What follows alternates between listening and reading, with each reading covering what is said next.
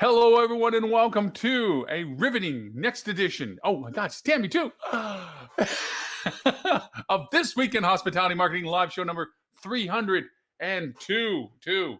And with me is actually I'm outnumbered and outgunned. I'm done. I'm just going to be the eye candy in the corner at this point. With me is Miss Adele Gutman with AdeleGutman.com. Also with me is Miss Tammy Carlisle with the world-renowned Milestone Internet. And she's also world renowned, so it's kind of like a dual world renowned-y thing. It's all good stuff. Anyway, hi guys, how are you this morning? Oh, Dean. Okay, the balance of the universe has come back into play. We have Dean Schmidt with me. Come on, Dean, we must represent. Right. I know that Adele's dealing with the fact of that the squirrels are currently attacking the house, and the dogs are saving her from the tragedy that would be if the squirrels actually succeeded in attacking the house. Good dogs. Hey, okay, so I got like a whole bag full of stuff to talk about, but to be mindful of everyone that I have the privilege of your time today, is there a particular topic that any of you would like to kick off with that you would find near and dear to your hearts to discuss today? I have two Zarus, if you know what I'm talking about. There she is. Melissa, do you mind my saying that I have two Zarus today? Two Zarus? Love it. We're plagiarizing the hell out of your podcast, okay? Love it. Just taking from the award-winning podcast, multi-award-winning podcast, and just ripping out the good stuff and saying, no, we've been saying that for forever. Wait, you can only do it if you actually do the jingle that goes along with it, oh, right? Yeah. News or ruse. For marketing news, you cannot lose. News Yeah, or ruse. we try to steal it, but it just boils down to a jibby of things. But yeah, it's okay. Actually, now I'm starting to get the theme song from Blue's Clues in my head. It's just going down the wrong way. Alrighty, we've already gone south, and it's all been 30 seconds into the show. Well, this morning on CNBC, I saw that a new airline is coming here right to Charleston. I'm really excited about it, called Breeze, and it's going to start flights next week, but it's already available online, and you can book one-way flights for starting at $39. It's meant to serve underserved areas. It's here in Charleston, which is, in my opinion, a bit underserved. And I'm going to be able to go for $39 or $49 straight to Connecticut direct, which is just a wonderful thing. And I think they said maybe they had something like 39 different flights, really affordable, and you can cancel up to 15 minutes before the flight with no penalty. Wow. Wow. Are they flying anywhere west? Yeah, where are we going? That's the big question. Not all the way west. I think that they're mostly in the eastern region, but yes, definitely a bit west. And I think they might be in Texas. I have to check on that, but I know they have a direct flight to Tampa, for example. There are definitely a lot of attractive flights and definitely a good price. And if they're just can be pet friendly, then it's going to be a winner. Adele, I just have to ask a question. If you cancel within 15 minutes of your flight, who's going to turn the propeller over to get the engine started if you don't show up? I'm just kidding. Well, Yeah, don't let it be another Spirit Airlines. We do not need another. Oh, please, yeah. Stand-up room only. I see. I honestly, physically, even though I've shed some poundage and stuff, even my height, I can't fly Spirit. I literally. The last time I had to fly Spirit, I literally was on my knees on the floor to fold my leg under the chair because that was the only way I could fit in the chair based on the narrowness between the rows of chairs. It was people were looking at me like, you don't look very comfortable, do you? Yeah. You know what?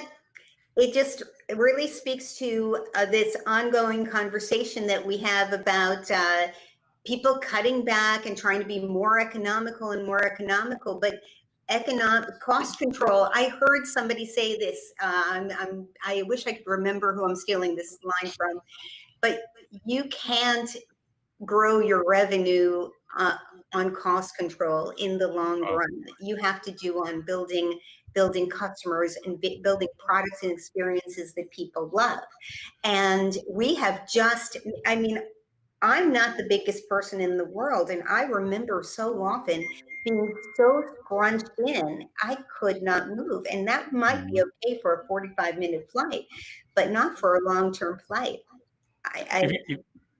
If you see me smiling larger than normal, it's because two things are working great today. One is I have the detriment of having to be very granular about my tracking of what we say, because we are now on the one and only, first and only Hospitality TV channel. So we are broadcasting on hospitalitychannel.tv, which can is get that on now Roku? also getting, Get that on Roku? Roku, Apple, and Google, and Amazon. Oh, that's fantastic. Yep. That's on now. There's on those ones. Okay, broadcast for free, but it also broadcasts on that, and that's a subscription channel, because it's the only way you can get on those platforms is you have to do a monetization for the platform. You can't offer a free channel unless you're Netflix, and even that's not a free channel. So, but yes, we're doing it, and why I'm smiling is because the MUP8 software necessary to do it does work with my current Band-Aids and bubblegum configuration I have for the live show broadcast.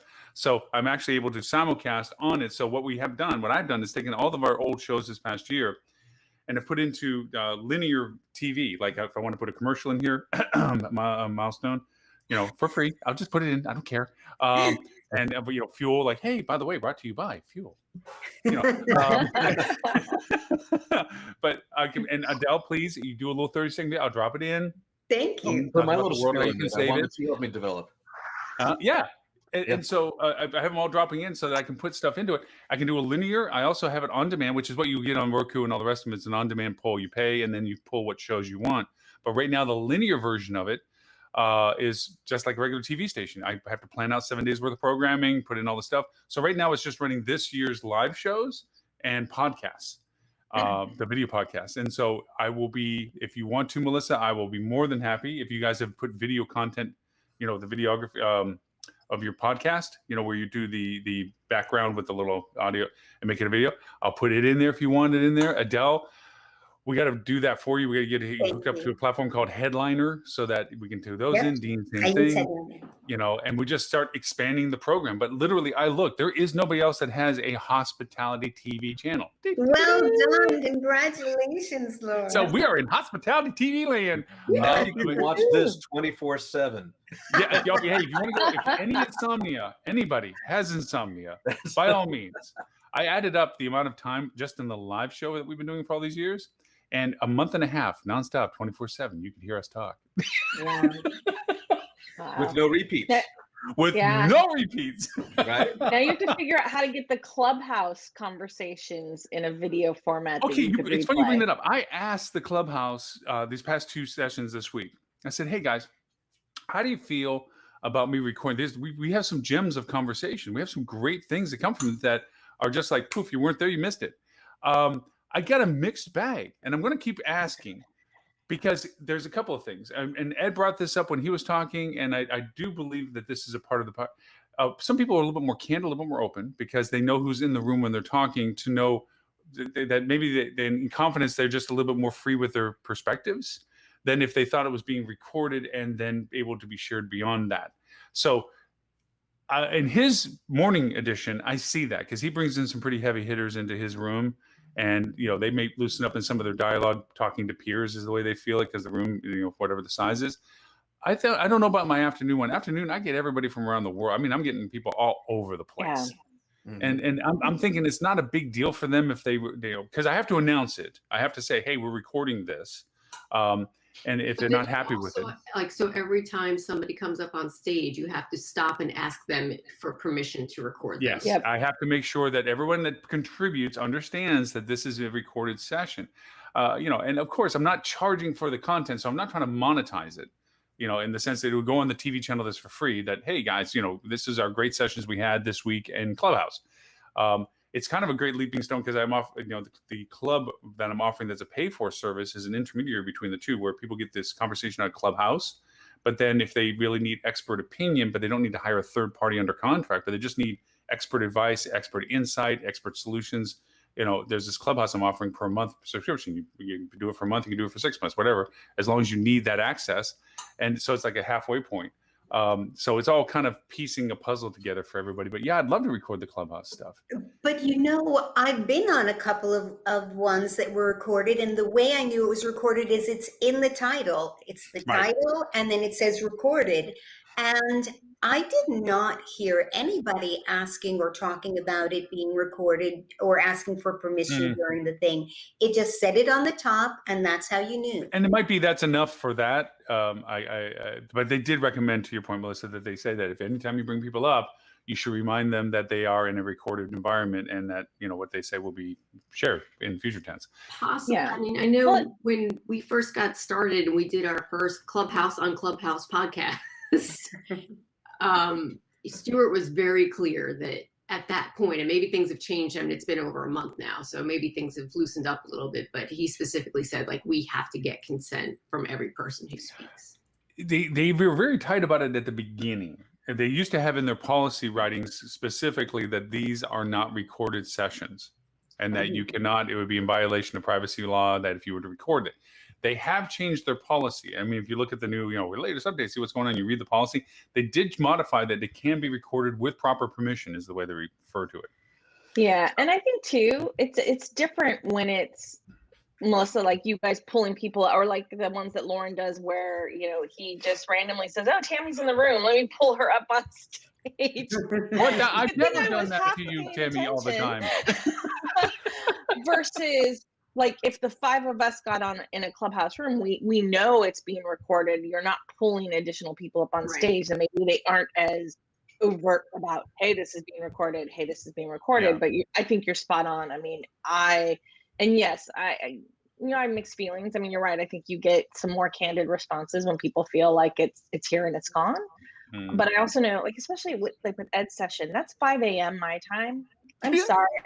I like Ed. I don't get Ed enough to get up at Come 5 on, a.m. you are a First of all, 5 conversational a.m. my time. wizard at 5 a.m. without There's coffee, no I might add. gold that comes No, out. I was gonna say Diet Coke. Yeah, Seriously. that's I try Um, and catch at least part of that room every day, and there are some really amazing conversations that go on Yes. in that room. I know. I would love it if they And, could. yeah. Yeah, I tried speaking on that show a couple of times, but I'm on my walk, so I'm huffing and puffing while I try to talk, and the wind is in the microphone, and it just doesn't work. I tell you what, that is one of the endearing aspects of cloud. Some people look at it as I look at it as endearing. Sometimes you hear that beep beep at the back in the background because they're backing up their car and or they're getting in and out of their car, or the no cream on that. You're in the coffee line. I've been hearing a lot of birds and geese recently. That's me. Wildlife. There's wildlife in those calls, yeah. But it is a neat form that has really, and it could have gone, when you think about it, it could have gone so many ways. It could have been into this pickup area chat room thing. It could have gone that way because it really was just an open platform of, hey, you can have an audio discussion. And it could have gone, what are you doing, little girl? Kind of conver way. And then instead it went to the LinkedIn way. It was like, hey, this is a great business interaction capability. We get to dialogue with peers and community. I mean, granted, you see, there's a lot of variations to rooms, and it doesn't come into my feed as much because I've really tailored who I follow, rooms I'm a part of. So I'm probably not seeing all the stuff I'm condemning, but I like the fact that the part that I do enjoy is that there are some really good conversations out there. I have always been curious. Oh, sorry. I haven't looked for the junk, right? The crappy stuff like you alluded to. So I haven't looked for it, but I have been curious if I did, is it out there? And there is that type of crap on It's out Clubhouse? there. I don't know. Yeah. There's a lot of that. There's a lot of how to get rich in, scheme rooms. Yeah. Oh, I'm a billionaire. Meanwhile, I go in my little Pinto car and drive away later. Exactly.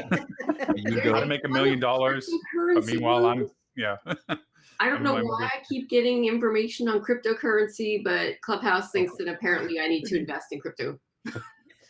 I talked to a guy, and this is a strange string of conversations. So I'm a VR geek. I have the VR headsets and so forth. And I love all the stuff I use it for, but there's also some games I play with, which is a lot of fun.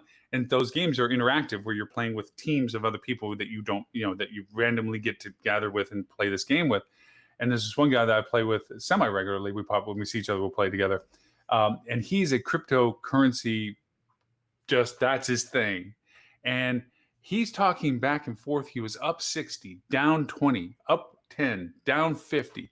And I'm like, what, in coins? No, dollars. I'm like, dude, seriously? You're fluctuating by $100,000 kind of stuff? What the heck? I get nervous. I'm spending $20 more on something or other, Right. the $100,000 variant. And I said, so you doing pretty well for yourself? He says, nope, I'm in debt. And I'm like, well, that's not really a good combo if you think about it. You're betting on risky investments and you're already in debt. But anywho, Yeah. oh, did you all see the wonderful little cute video I shared from Apple, or did you see Apple's video? It was incredible. It was Unbelievable. really incredible. And it changed my perspective on giving permission. There's no question about it. It was so good. Show it to everyone. That was. They did a good job of presenting their case. From my marketing perspective, I'm going, oh yeah, I kind of do that. Yeah, definitely do that.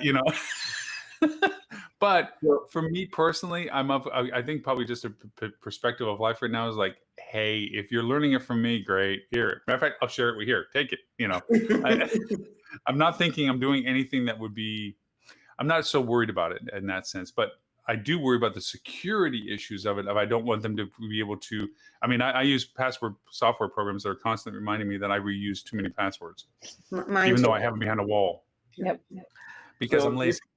If I say no to that with that Apple commercial you were talking about, I say, no, I don't want to share this data. Do I then no, not do I. I know I do. Am I willing to then sacrifice the customization and personalization that would have brought me otherwise? Yes. That's what's not explained in that little pop-up. And I think people might feel differently if it was explained in that way. Like, you're going to get ads no matter what happens. Would you rather have more relevant ads or complete garbage ads? Yeah. Right. Yeah. Right. Yeah. And that's the item that I was more concerned about wasn't in that ad actually, but Apple is also now launching these things that they call AirTags, and they're little buttons that you can put like on your wallet or on your key, those kind of things. That in and of itself is not even new, really. Actually, a little Bluetooth alert that will tell you where your wallet is or your keys, where it's not a bit new. But they have an extension of that. Where if, let's say that I went on vacation and I was at a beach in California and oops, I left my wallet somewhere, I can't find it, and I got back home and realized it. Now I can actually put that out to the network of iPhones walking around in New York City or in California, whatever, and the network now will detect where my AirTag was at. That's a little creepy. And they tell you that there's all kinds of privacy on it. Of course, they tell you all that kind of stuff. I don't know how I feel about that, though. You know what, though? If you serve me an ad that speaks to me like I like Latin dancing and Zumba and everything, and I got served a video for Fuego dance shoes. Now, most people will not spend $100 on dance sneakers, but I will, and that's wonderful that they hit the target audience, and I was so happy to take it. So happy. Yeah, I think there's two things. I think, Dean, to your privacy point of view, I mean, the whole Find My Phone, right, has used that same technology for years. So you're right, there are some potential creepy elements, but I personally, I guess, kind of feel like I'm a bit okay with it because it's Apple, and I've used a Tile for years. I'm constantly using my watch to find my phone. Oh, it went last night. It fell on the side of the couch cushion, right? So I'm okay with that. To the ad point of view, I don't know. As a consumer, I almost like getting non-relevant ads because they're easier to click off and not buy, right? so it's kind of a mixed bag. I mean, yes, I like seeing relevant ads. There are certain apps that I have no qualms going, yeah, let Apple have my info, let Apple customize, send my data and analytics so they can better. And there are others where I'm like, no. And I think it just depends on the usefulness of the app, and your trust in the company and what they're doing with your data. Yeah. You know what I don't like is after I bought it, stop sending me the ads for goodness sakes. Oh. Yeah, and it's so funny. You often look at advertisers, and some people are like, "You're new to this, aren't you?" Because you go to a website that you actually have an account on. You're just going to the site to log in, and then your Facebook feed is inundated with the fact that you visited. And it's like, would somebody please in the back of the house realize and make a distinction between those that are unsubscribed or unregistered users to your website to be nulled out of your retargeting campaigns, rather than I know I use your platform, I just was there using it. Why are you sending me all these freaking ads? And then to their demise, I actually chuckle because I got a cheaper price for my account on one of them because they offered me a better rate. I'm like, I think I'll take advantage of that little offer. Thank you. Click. And they just cost themselves money because I down priced my account with them because they were offering some incentive. But And I I can take know advantage of it. what the problem is. I have 3 email addresses. And not to mention, I also have access to my parents' email addresses. So sometimes I get targeted something that an 86-year-old person would want to get maybe. But they don't know that Adele's Hotels and AdeleGutman.com are not, they don't know that they're the same thing. No, they don't. It's funny you say that. Renee, my wife, she has an accounting company, or bookkeeping company, I should say, and she often at times has to research the invoices she gets from her clients. She had to set up a whole different email for it because as she researched it, of course, then all of the targeting ads associated with her research to those websites would come flooding through based on what she was connecting for. So we had to set up extra accounts so that she wasn't getting stuff that really wasn't related because of literally poor retargeting. Just it kind of lends itself that good retargeting has a frequency control, it has a message control, and it has a purpose control, and not a just on switch. That's like, oh, you touched? Oh, we're going to bang the bejeebers out of this until you're so tired of us, you never want to come back. And that's how I feel about some of this retargeting stuff. It's like, dude, seriously, I've got you've sent this thing to me persistently for a week now. It's everywhere I go. This is a waste of your money. And yet somebody's cashing in going, hey, I showed you 50 million per impressions. Oh, good. Well, and like you said, though, once they've bought the product, or in hotel terms, I booked the room, right? So now I've booked the room. You've got to kill that cookie. You're done. Yeah. Yep. Yeah. Oh, back to my broadcasting thing because it's like my new shiny toy. Okay, so this broadcasting thing does 3 different patterns. So if you think about this, you have on demand, which is what we're kind of used to with Netflix. Like, oh, there's show number 12. I want to watch show number 12. Okay, that's on demand. Okay, that's pretty much standard. And that's what I have on the 4 pay services right now. But I also have this in this free service. Then there is what's called Loop, which we're familiar with in hotels, where you come in, you turn on the local TV channel, and it's a loop program. Once the content finishes rolling, it just restarts again and rolls. So that's a loop program. Then there's linear, which I just talked about earlier, which is I have to program out what shows when as we go forward. So this platform does all 3. So I really got it because from a hotel user's perspective, it used to be wicked expensive to have an internal channel to your hotel because it was reliant upon the hardware provider for your TV services. Well, we've been booting out these TV services for a long time. A lot of the hotels now are just doing local service on commercial scale. Like I have 40 rooms or 100 rooms, and I'm buying it from the local cable company, the local TV provider, and it's smart TVs in the rooms. Well, the cool part about this platform is it's a smart TV program. It's actually a program that you go on your smart TV. So you could have it where somebody shows up in your hotel and there's a looped channel, which is, hi, welcome to wherever. And then you have all your content about where you're at. And then there could be another channel, which is a linear channel, which is at 11 o'clock, our chef of the restaurant is going to show you today's specials. And it could be a live push or a recorded push that you already had for what you're doing in lunch at the restaurant today. And if 2 o'clock, it's the spa, and at 5 o'clock, it's the dinner or whatever. So you have a linear program to it. And then you have an on-demand, which is, oh, there's a story about Korean restaurants in the area because you're next to Koreatown or something, or you're next to, the greatest big ball of twine, and you have an on-demand one that you can pull ones from. And the cool part is you can have all 3 on this thing, and the cost of it is nothing really. It's the production you need to create it is really the effort that's needed for it. So I was just totally so happy. You know what? It sounds so wonderful, but I feel like a lot of hoteliers say, what I really need is for it to be easy. We are a group of people who are based in hospitality, and some of this is just too complicated. Just yeah. I mean, things to deal with. I'm going to channel steward when I say this. First, you have to do the block and tackle to make sure that all your things are correctly. Then you get to play with toys. But you're right, Mel. I think you're very right. That this is something that you can't do it if you don't have already the content. But the other really neat, cool part about this platform, which I really enjoyed, was you can take YouTube links and put them in as your content. So rather than chasing down your CVB or TDC saying, hey, can I get the footage to load up onto my server to put into this program? It's like, just take their YouTube link with permission and put it into your program, okay, and schedule for when you're going to use it. So you can take existing content. So it alleviates some of the pressure to what you're talking about, Adele, where it's like, look, this sounds like really brilliant, but I don't have videos. I certainly don't have more than a couple of minute ads at best. I don't have content. What do I do? You can pull a lot of great content from your market with permission into your channel and just say, hey, look, we're going to feature what you did on this restaurant. We're going to feature what you did on, Discover XYZ City or something like that. So it doesn't fit for everybody, I know, but to me, I'm just really happy with it. It sounds awesome if they just make it easy. Some content management systems, for example, for hotels, are so simple.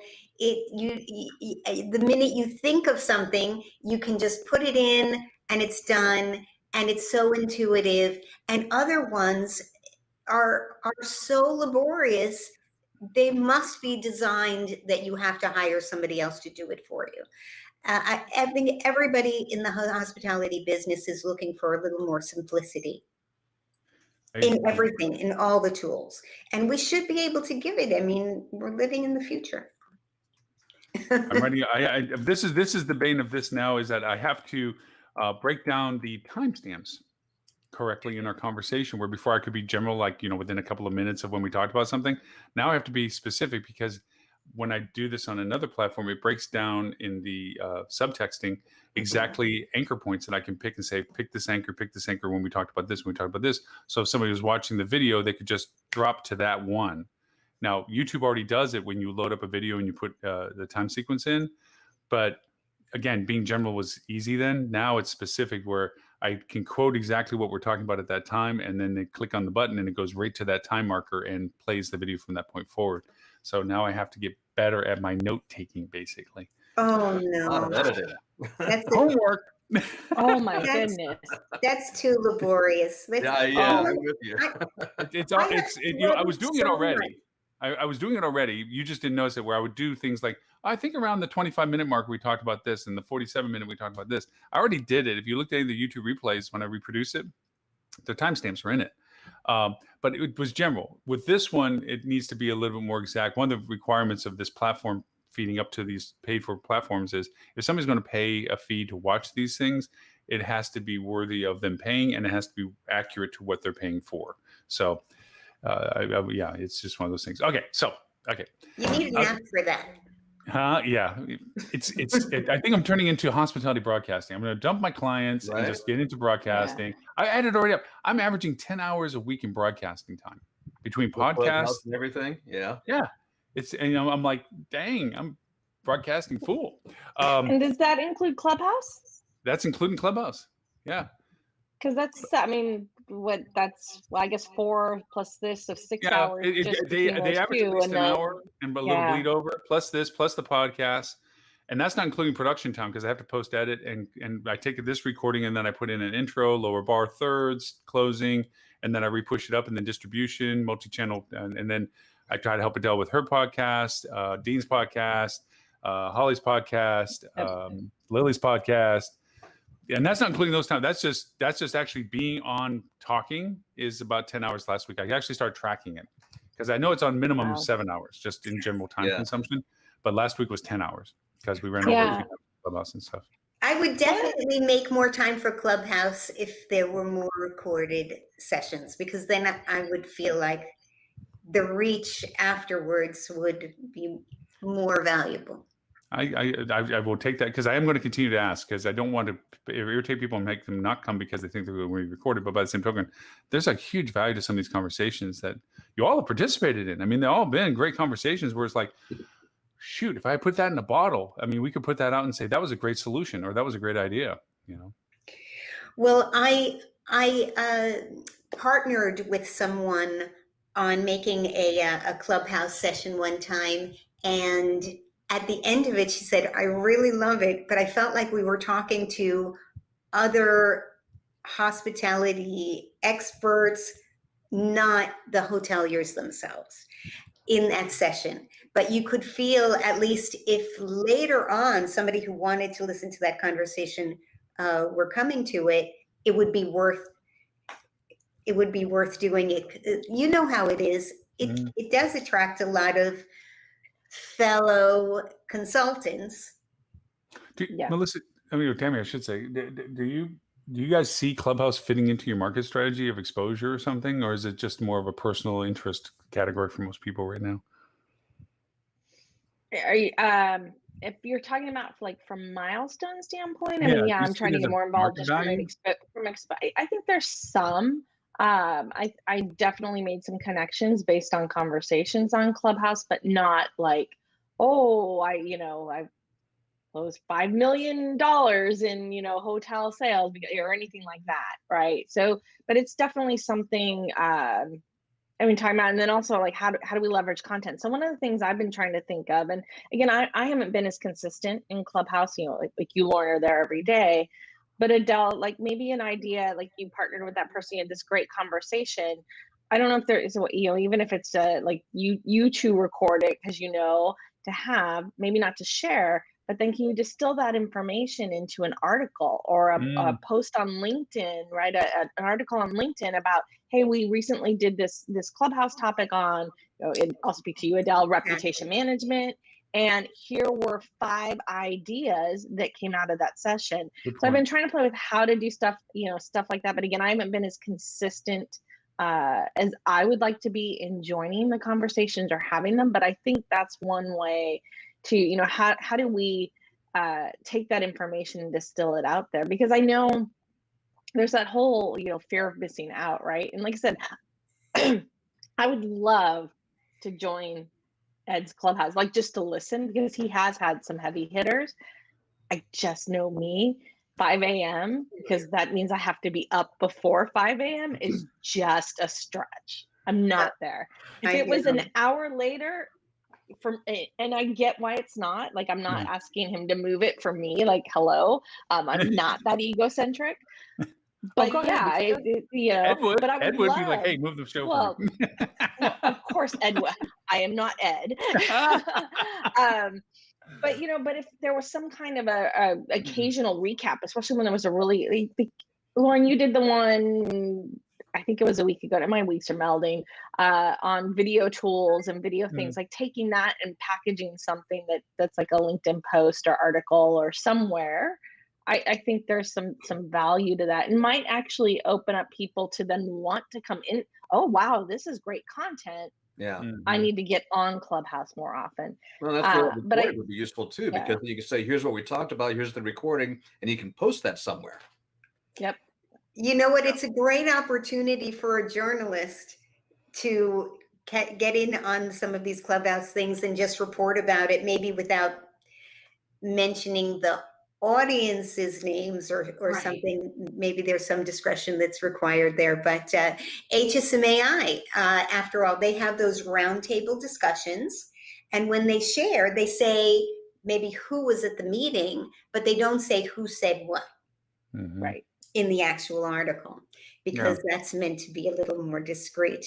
But no, Tammy, you have a brilliant idea in that sense, because I think I could pass that off initially for people to realize that I can tell them, it's like, look, this isn't going to get rebroadcasted.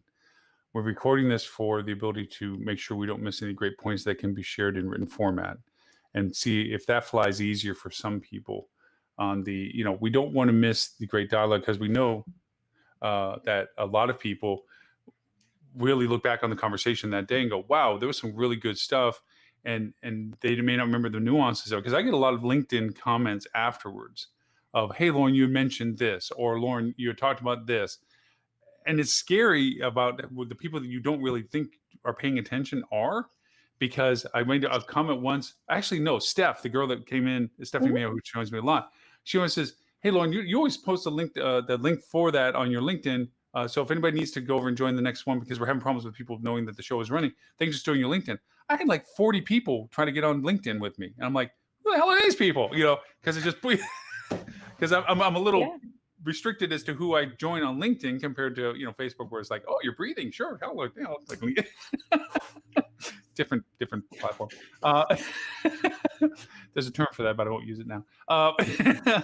But the usage of it is pretty cool. The other is that I think from a notes perspective, if I start posting what was the result of the conversation, so people would at least know that there was some context to it, because these are all for me blurring together. I've been doing this since mid-February when I joined in, and I've not missed a day Monday through Thursday for the whole time.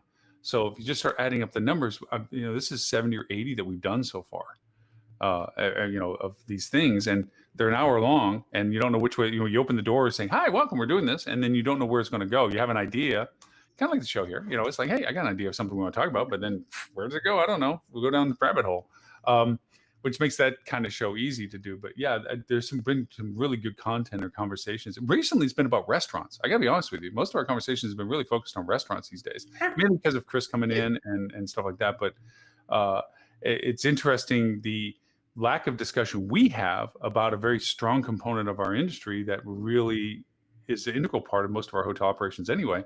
We're not really addressing some of their issues as well. So it's been kind of a fun dialogue to bring that into a regularity sound thing. That's interesting that you talk about that too. So I'm on the committee for the marketing strategy conference for HSMAI, and we're working on putting together content. And one of the sessions we're trying to package around is ancillary revenue, right? So and because the strategy conference and ROC, which for those of you that don't know is the revenue optimization conference, are back to back this year, it looks like there's going to be a ancillary revenue from the marketing side, and then a subsequent ancillary revenue from the revenue management side the next day. But thinking through F&B, golf, spa, like all of the things that for a lot of hotels can add up to a significant chunk of revenue. And what are you doing from that standpoint? Mm-hmm. And I know of at least one management company right now that's actually looking for someone specifically on to market on the F&B side, right? Like that, traditionally your digital e-commerce has been hotel, but they want something that's going to focus on their restaurants and how do we grow that revenue, which I think is really interesting to see as things start to come back. And I'm noticing a lot of hotels that have restaurants are truly, to your point, bringing out the fact of we need a local market. It's one thing that we're attached to this hotel. It's one of the things that we operate and service those that are at the hotel. But in reality, for our sustainability, we need a local presence as well. It's not a news conversation. It's not like this is a new revelation for some restaurants, but it seems to be more in the forefront of dialogue about restaurant solutions for hotels. Is like, look, I'll give a case example. There's a restaurant that's pretty much a brand box up in Indianapolis that has a really cool restaurant attached to it as part of the hotel. That is in a major metro area that there's a lot of drive traffic that they could tap into. We threw in a Waze program for them, and it's been like, oh, you're here? And they pull in. They didn't know it existed, and they didn't think of it. They see the brand hotel flag. They don't see the restaurant flag. And they turn into it to that point. And then by the same token, they have another hotel that's a little farther south in a different metro that the restaurant is the draw, and they're like, oh, you're attached to a hotel. It's kind of every place is different. And every place has a different focus, but there's lots of cool tools that can work for that. Yeah, that reverse situation was definitely true at the Hotel Elysee in New York, where we had the Monkey Bar. The Monkey Bar, so famous. Everybody who lives in New York has old stories about their grandparents met there, or my father used to take me here whenever it was my birthday, or something amazing like that. And it was, and you know what, every restaurant deserves to have its own identity and be sold and thought about as its own business. I remember when I was at the Drake Hotel in New York, we had a restaurant with a famous chef that I won't mention right now, but it was not a money-making situation. It was definitely a prestige situation and an attraction situation, but it wasn't a money-making situation. I think it's much easier to have a money-making situation when you rent out the restaurant to actual, restaurateurs that have to make it on their own right. I have a question, and this is more to you, Melissa, because I enticed you to join today specifically because of the app denial app article, which really wasn't. It was just, clickbait candy, the title, because it really didn't make its point. I don't think it made its point at all, to be honest with you. It was just fun to tease you with the idea that there was an article out there that said apps are on the decline. And I'll share the link to just say I was actually making a note for our last conversation, but we have a reality. We have talked about this many times on Clubhouse as well, and we've talked about on the show here. Labor was an issue before, and it's now even a larger issue now. And there is going to be a point where we're not going to be able to service the demand, even after the tsunami of demand that some places are facing now, because there's just a lack of interest of people working in our industry. And that's going to be potentially pervasive for a while, enough so that we maybe have to re-strategize of what other ways we can solve stuff. And that brings up the app question. Technology. Is technology the knight in shining armor that saves the day by coming in and supplanting some of the service requirements that we're not able to attain with warm bodies in doing things? Do you see with what you guys do with your app for the hotel, expanding its function to help the food services of a hotel to better operate as well, where the menu is available, the ability to charge it to your room is available, that kind of functionality?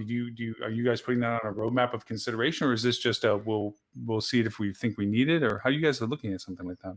I'm not privy to the roadmap of the app, but if we are smart, then the answer is yes, because absolutely. And this actually came up in the 8 a.m. Clubhouse this morning about restaurants and the whole fact that people are understaffed. And what if you just had a QR code at the table where you could put in your order on your phone and it went to the kitchen and then your wait staff brought it out?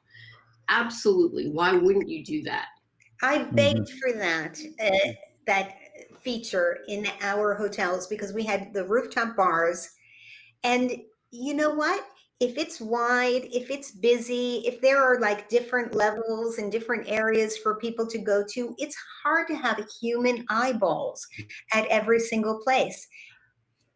But when I went to Asia and was staying at a hotel where there was an unmanned area, very lovely and secluded lounge chairs, it was so easy. Technology, there was a little sign there. You scan the QR code, you let them know that you need a drink or a towel or whatever you wanted, and there it was for you. It was wonderful. You had the human service there, but you don't need to tie up a human sitting in a place where there's nothing going on so much of the time. Everybody has more important things to do until there's a guest there.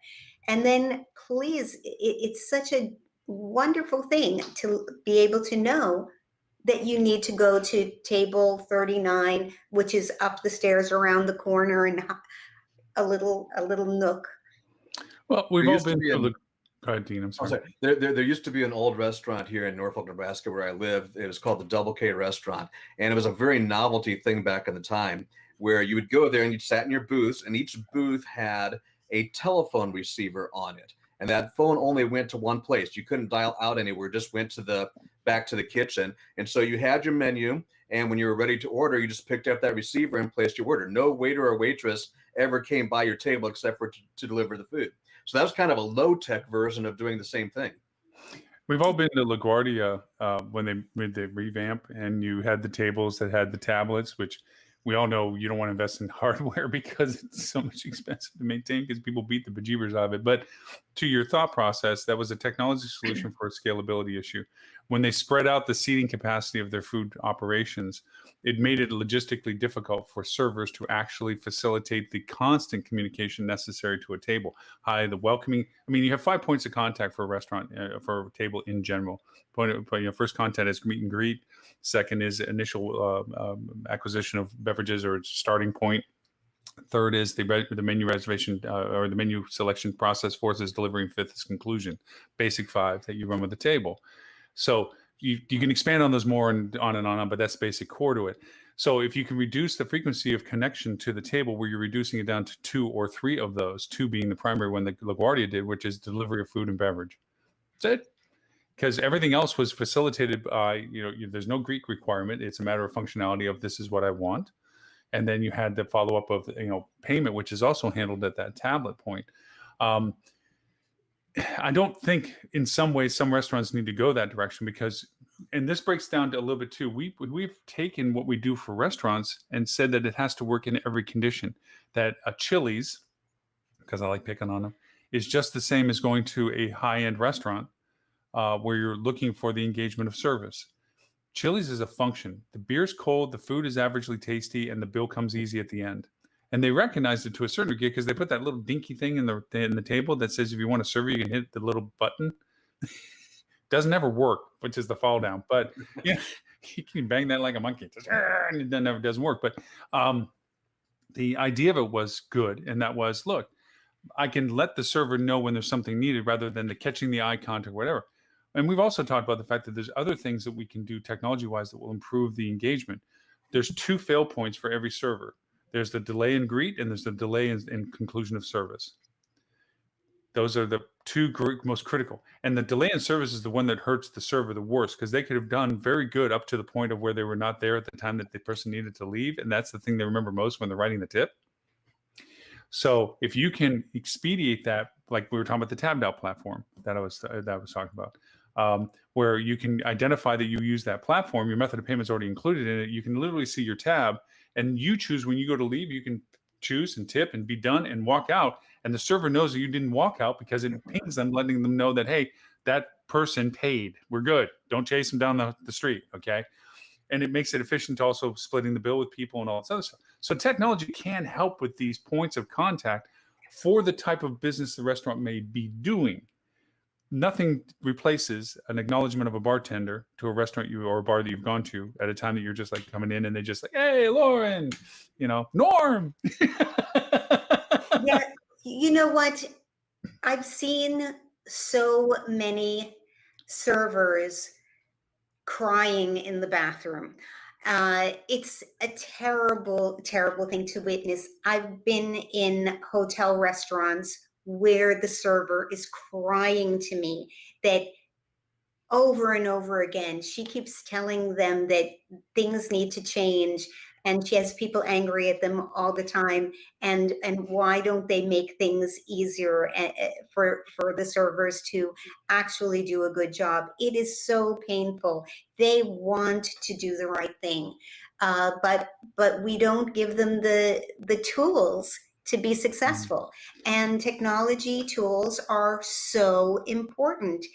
It's not that we need less servers. We need more servers to be equipped to do great work, so people feel great about coming back again. I mean, how many times, and also we're not maximizing our revenue. When you walk in and there's a group of servers talking to each other, trying about whatever, and it's taking them a whole long while before they even come up to you and sit you down, and then it takes a long time before the person who's officially the one supposed to bring you the drink and the menu brings you the menu, and then you're waiting for somebody to take your order. You've lost a full drink at least before you finally took the order for the drink and the food, brought them at the same time. They could have been finished with their first drink, and the drink that comes with dinner could have been their second drink.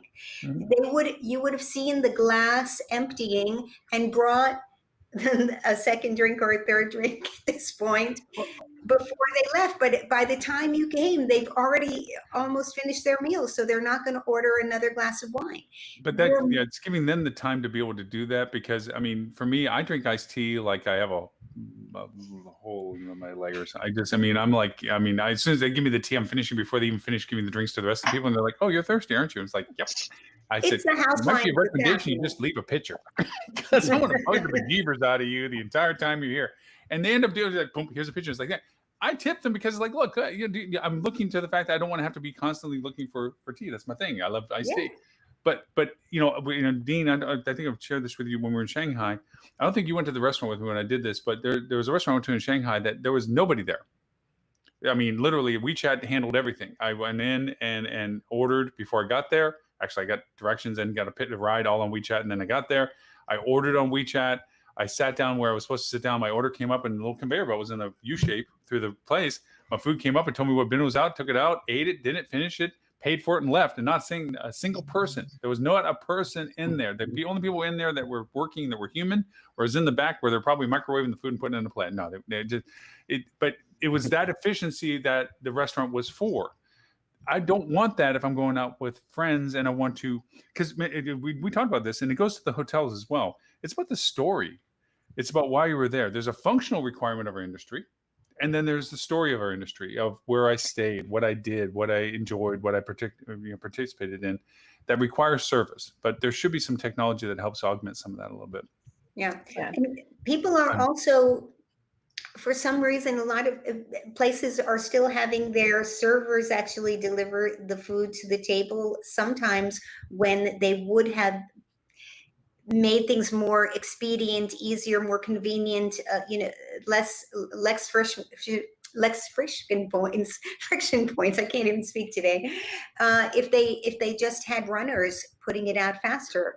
But then the detriment is the runners not coming to the table and auction the food if it wasn't, that also is a deterrent for me that I've ordered. And I understand runners, that means my food comes out hot. But then the runner's like, who gets the burger? Honestly, that's an age-old service thing that you did. You did clockwise order taking, so 1 o'clock is this, 2 o'clock is that, 3 o'clock is that, whatever. But Tammy, you were going to say something. Sorry, go ahead. Yeah, well, I was to say, it goes to the point of, right, how do we provide better service? But everyone has slightly different needs. You're in Shanghai, but like sometimes I'm traveling on business. Like, I just give me my food. Like, I'm tired. I just want to eat and go or whatever. Mm-hmm. And then there are times where, hey, I'm with a big old group and I don't care. Like, I want you to take time between the appetizer and the meal and and multiple drinks. So it's how do we set up to be able to take advantage of servicing based on what that guest really actually needs. The same thing with hotels. I'm one of those people, I don't need daily housekeeping. I love how that's become the new marketing, like for your safety, but let's be real, for our cost savings, because we don't have enough employees. I mean, you mean like Save the Towels, that program? Yeah, all that kind of stuff. But I mean, if I'm only staying in your hotel for a couple of days, like, don't bother. I don't need housekeeping. I don't want to have to put my electronics away. I don't want to have to hide stuff. And not that I just let me be, and I'll strip the bed down before I leave and put all the trash in a nice, neat little corner. But yep. You and I do the same kind of travel thing. Because when I go somewhere, I actually literally repack my suitcase. I mean, I'll leave things in the closet and stuff, but I'll literally repack all my personal stuff into my suitcase and put the suitcase in the closet with my clothes that are hanging. Because I know from having cleaned rooms, the less of the person's personal effects are on all the things I got to clean, the easier and faster it is for me to get that room done, because I don't have to work around their stuff, their things they left around the sink or the things they left on the countertop. Plus, also, it totally alleviates suspicion of where did I leave that? And then all of a sudden you're thinking it was not, somebody else may have, the team may have come in or whatever. Anyway, but yeah, I do the same thing. They hate me then. Yeah. Well, we also know the dark side of the industry as well. I don't want anybody touching my computer or my gadgets or my chargers or anything like that. And, I clean my place once a week. Obviously not the kitchen, but the rest can just go once a week, making the bed, for example. And so I don't need more than that. Can we start a global movement to get larger garbage cans in hotel rooms? Oh, come on. You put one empty water so much bottle better. and your garbage is full. Yeah. They need or you have them all over the place. And I feel bad because I don't want to trash out 5 different garbage cans. But by the same token, to your point, the little dinky one ain't cutting it. And, it doesn't hold. But it's funny. First off, Tammy, I'm so looking forward to the conferences and stuff. It's my benchmark of my first conference I want to go to. However, that being said, no matter how brilliant you probably will put the content up together, I'm probably going to be more about chasing people down for group hugs. than I am about actually going to any sessions. I gotta I'll be hug like, you, oh, Lauren. Yeah, I don't know how much work I will get done there, but Yeah. I want to be there. Yeah, because it's going to be more about getting to see people again. I mean, you're right. I think I hope for HSMAI, for everybody, high tech, everybody else, that this turns into a benchmark conference time. That high tech gets record attendance and record information, and that the marketing conference and the rock conference all symbiotically work well together. That everybody gets to truly do all the stuff that they're looking forward to. Because I'm driving, I'm not flying for lots of reasons, but we're going to drive out. Dallas is home, or used to be home. So we know a lot of people, friends, and I have compatriots that I work with and clients I still work with. So there's a lot of reasons to be in Dallas for that whole time and beyond. But I really, like, okay, for the live broadcasts I used to do, the cool part is now we have a TV channel. So whenever I do live broadcasts, it'll go on the channel as well, which would be kind of fun because then I'm going to be literally grabbing everybody, come here, to be the camera because it'll be an excuse to see everybody. That's the thing I'm looking forward to the most is really just seeing everybody in person and talking and hanging out and going out to grab a lunch or whatever with people, Yeah, it's like That you is take great. so much for granted. I mean, I watched, the Hunter conference was what last week. My days are all melding, and I was telling Stephanie Smith was there, and I was telling, I'm like, I'm so jealous. I You know. got to see people in person. I'm dying. I think Dallas will most likely be my first business conference in person. Yeah. We're taking a personal road trip next month, but I'm flying because California to Texas is a little bit of a different stretch. But yeah, that's what's the desert in the summer? What? Come on. yeah. Well, and then I'm the timing worked out. I will then be flying from Dallas to Orlando and spending the weekend at Disney World celebrating their 50th anniversary. So Awesome. doing a little. I'm doing what do they call those? Like Pleasure? leisure. Yeah, Pleasure. business. Leisure, Yeah. Yeah, pleasure occasion. The cool part I think about the conferences that will be enjoyed, but I think going back to the way it was, we're all longing for the things that were familiar from that context. But I also think from an efficiency point of view, this isn't going to go away. It's going to diminish. And I think for a while it may even go artificially low because people are going to want to replace this with the reality of actually engaging with people in person. But I think out of efficiencies, this durability is there to stay. I think we have moved and shifted a little bit of our business dialogue to be more blended between these things. Just out of efficiency. I mean, I can't go to London to talk to somebody I know in London right now. But this is the solution. And not that it wasn't that beforehand, but this is also, people have become very familiar. For all of us that have done these for a long time, prior to COVID, it was like, make sure your microphones, don't go with the light behind your head. Do you have a camera on? Take the little thing. We go through these rituals of educating the logistics of doing these things. Now it's like, dude, you got to have this stuff figured out because if not, you're not doing business because you got to know you have to have a camera and no cover and a microphone or whatever. You need these things. So we've gotten a little bit more comfortable with this dialogue space, but I think for a while it's going to be about group hugs. Yep. Any insights as to what's going on the agenda, Tammy? Just things, maybe little in peaks. Yeah, I mean, so the committee's working really hard to put together an agenda that covers a lot of topics that are very front of mind. So we're doing a lot of work on topics around all the first party cookie data, and in a variety of sessions around privacy, around marketing on it. I don't want to give too much away, but really, yeah. What? Bless you. I think I may have heard your name mentioned once or twice or 3 times. So Don't forget your friends. yeah. Oh, hey, So- you came up on my Google photo album the other day because of you on stage. I snapped a picture when you had the big HSMAI logo Oh, behind, and it made me smile. I mean, I gotta be honest with you. It made me. I mean, that was the last the last conference I went to before all the heck broke loose was the Navigate conference with Navis. But prior to that was the marketing conference, and Yeah. you were on it. And one of the pictures I took with my phone, other than my camera on a stick, was you on stage. and it came up in my Google photo album as it rotates through, and I'm like, and it made me smile. It's like, yeah, that was cool. You know, there's I was Tammy. so happy they recorded it because I wasn't there. I was moving my parents that week, but I really appreciated your presentation being on the recording for Yep, everyone yep. on the Yeah. HSMEI website. And a lot of people still, like, I've reposted that a couple times on, I mean, the content behind that is still so relevant even to, you know, even a year plus later. And so I was thrilled that they actually recorded it. And, you know, that is one of the things we're working on right now too. So if anyone has a topic and broader audience too, feel free to message me. One of the things we do is what's called lightning rounds. And so the session I did last year was on marketing in a zero-click world. And what's so much fun, and I'm gonna fun anyway. You have Hey, we all have our own 20 fun slides. levels. Okay, it's fun. You have 20 slides, and they automatically advance. So you're not controlling your own clicker. It's every 20 seconds there's a new slide, and so you have to have your timing down.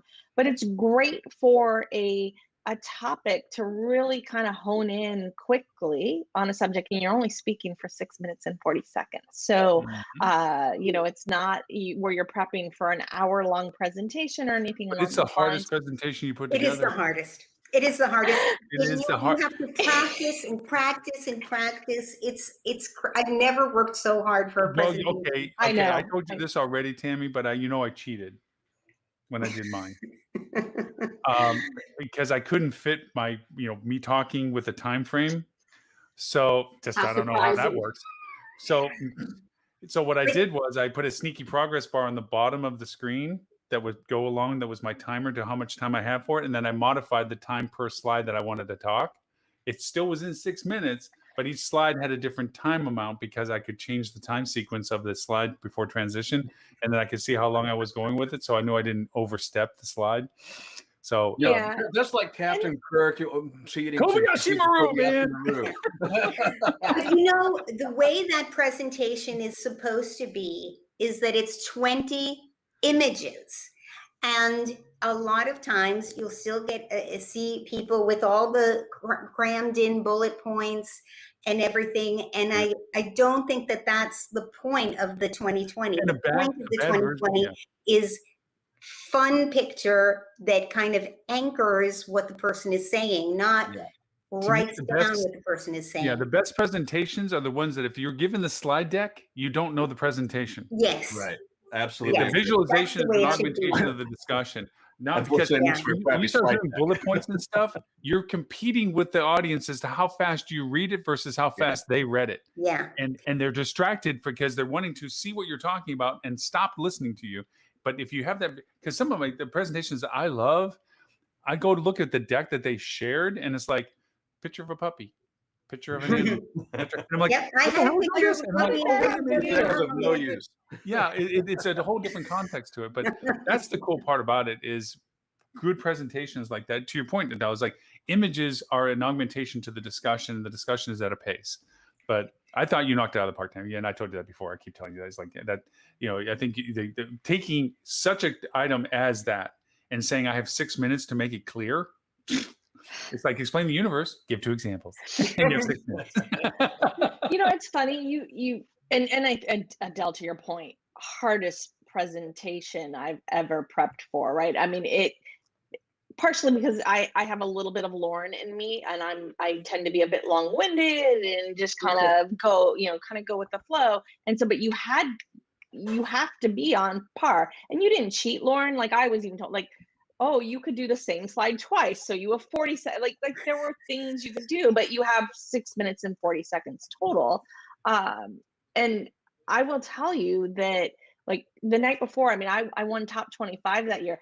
That whole night was a blur because I was so focused and nervous about the lightning round. And once it was over, I was like, oh, but I'm so glad I did it. It was such a cool thing to do and to be up on stage and just really, like, I'll do it again in a few years, right? Like it's not something that I would commit to doing every year. It was hard. But I definitely, I encourage people, absolutely, if you haven't done one, and they give you help. Like my group had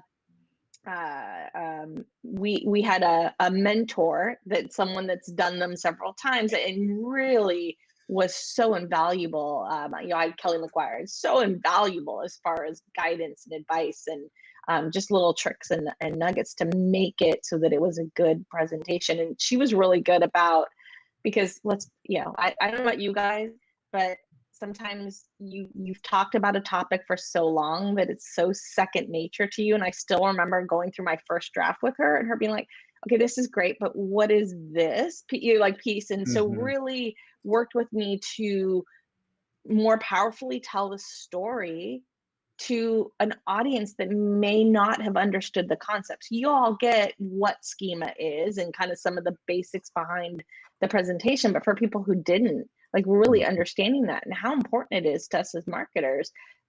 Anybody can build a pretty website. How do you actually, get that website to be found so that you can make money off of it? You right? bring a That's good the point. key.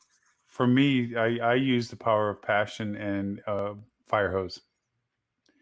And it's like, there's everything, and really excited about it. And I know I lose them on purpose, almost on purpose, because the idea of it is I don't think I can explain it for full functionality after whatever time's been given to me, hour, half hour, whatever it is. But I want them to realize there's resources that they can dive into, which is why I always make sure my presentations have way more than I can get to, so they can go back to them later and say, oh, that's what he's talking, or to walk away going, dang, I don't know what he talked about. He lost me after the first 5, but if I need to know about that stuff, I got to go find that guy and ask him again. That's how I kind of do it. But to your point, when you have to crucible it down to what is the core elements of what I'm trying to convey in a way that's understandable, because I think I add onto a presentation because of the feedback I get from having done that presentation elsewhere and the refinement of it. And I said, oh, didn't really clarify that. Let me add that into the next time I do this. And then you keep adding and you create this onion layer. And what you end up doing sometimes is, for me anyway, I make it more confusing by trying to hit all the points that I know were not understood, to the point that I lose the purpose of what I'm trying to explain. That's my flaw. I do that where all of a sudden it's like, that's great, Lauren, but I don't know what you're trying to bring me to. And so to your point, doing a 6-minute or somebody that evaluates what you're saying and brings it down to, that's nice, but I think that everyone's going to understand that. And at first you can be like, whoa, who are you to tell me? Then if you take it with the spirit that's intended of, okay, if I couldn't make you understand it, or if you felt that it wasn't able to be understood, I need to take that to heart and say, what am I doing wrong? How am I not conveying what I know so well? Because all of us, and I give credit to everyone, you could throw us in any stage at any time and talk about anything. We all have some perspective on something we've had to deal with. The reality of it is, do we do a good job of making sure people understand how we understand it? That's where that's where I feel on some things, where I'll be like, yay. And then everyone's like, what? So it is kind of a neat presentations, and doing it well, like you did yours, Tammy, is very hard to get from point A to point Z in the time that's given, with the clarity that you gave on a topic that is not like explain the color blue. It's like, this is a hard thing for people to understand, because there's so many prior knowledgeable components that are necessary, like schema and things like this, to understand how this works. But you did a great job of value, process, ability, and conclusion. That in 6 minutes was really, really good. So, I mean, I know I keep complimenting you, but it really was a very impressive display of true insight to the topic. One of the very best presentations that I've ever seen was actually at a rock conference a couple of years ago, and I was trying to jog my memory what city it was in, but they had a revenue management rap that they did on stage. Yeah. I'd love to find the video of that somewhere. It was amazing. I loved it. What's her name from Las Vegas has it? Kelly? I'll find it. There is one. There is actually one. Yeah, and then to bring this up, also the format of how you present the content is interesting. To this day, I still get people that remind me of a conversation I had with Calvin Anderson 10 years ago, maybe, at a rock conference, and where we did point counterpoint kind of content, where he was the revenue manager and I was the marketer, and we did the Dan Aykroyd, Jane Curtin dialogue, basically. It's like, that's nice, but if you're as ignorant as I think you are, kind of thing. And we went back and forth, and people still tell me about how they finally understood what marketing could help revenue for, and how revenue could help marketing, just by the format of how it was done. it really wasn't so much the content, because the content changes every year as to what it was, but the format of understanding the differences but similarities was it conveyed to people. So yeah, it's kind of neat when you hit magic like that. I do want to, Melissa, I do need to ask about some things. I have some personal interest into some platforms that I'm using, but I want to ask you about apps in a larger sense of what we talked about, if that's okay. Okay. Well, apps save the universe. Well, I mean, no. You guys have a fully functional single platform booking engine app, okay? And right now we're dealing with authenticity of domain authentication, because of course your booking engine is not on your website, so you have to authenticate the booking engine in your process. Good luck Well, with that. yeah, it's a pain in the ass, but it took us. Okay, and it's going well. I mean, we are going through the process, and each platform is getting better at doing what they do. They're offering up better solutions than they first proposed. So it is working itself out in some ways. That being said, what is the growth that you guys see with what you're doing for the demands that we're emerging on this demand cycle right now? There are hotels that are just can't keep up, and they're going to hurt themselves. And like in Adele, you can talk to this on their service scores. How can apps there right now? Yeah.